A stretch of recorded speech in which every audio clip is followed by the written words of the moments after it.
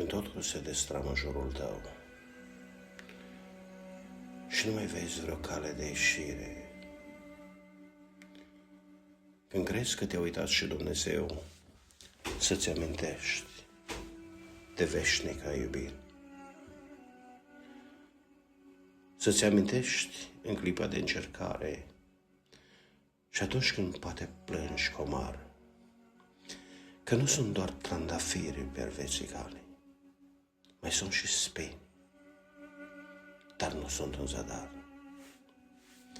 Mai sunt și nopți ascunse în durere și zile triste când nu poți să zâmbești. Dar acel ce se aduce pace, bucurie, mântuire și putere, îți spune că-și prin el tu poți să biruiești. Tu poți să mergi înainte prin credință și în clipa grea când poate abia pășești. Dar nu uita că orice suferință te ajută la final în dragoste să crești. Nu asculta de șoaptă cea străină, nu-i da cresar, căci tu nu ești uitat. Dar vino azi la Tatăl ce-i lumină, căci tu ești fiu și fiică de împărat.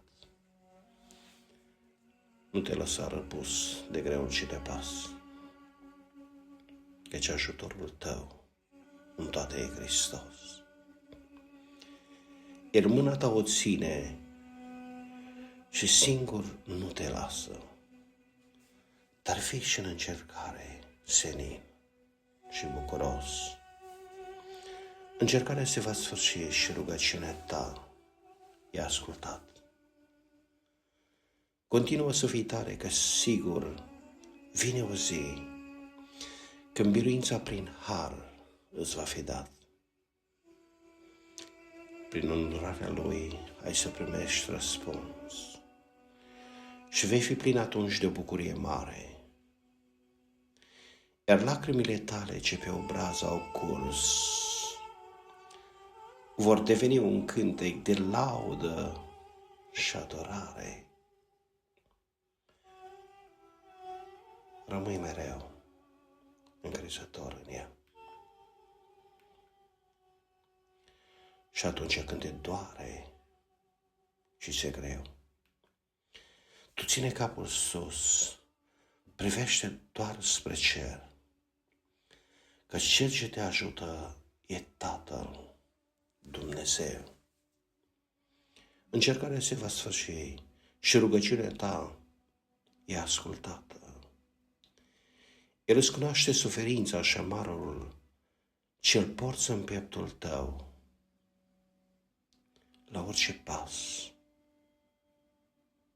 și fii bucuros, căci iată vocea sa îți spune: fiu și fiică, eu sunt cu voi și nu am să vă las.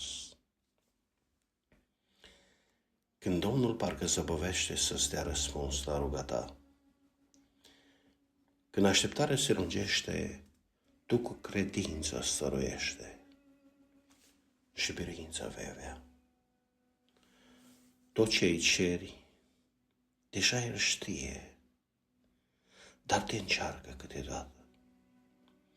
Să ai nădejde că El ție îți va împlini cu bucurie tot ce ai cerut în ruga toată.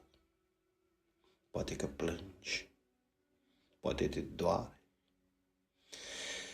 poate ți-e greu să tot aștepți, dar te îndemn, mai ai răbdare. Iisus ți aduce rezolvare când glasul către El ți îndrepți. El nu te lasă, e cu tine, dar poate altui planul său. Încrede-te de plin, creștine, și oprește-ți ungele suspine, căci El e ajutorul tău. O, de cunoaște fericire, ce în taină El ți-a pregătit. I-ai dat într-una mulțumirea, recunoștința și iubirea, de bunătate-i copleșit.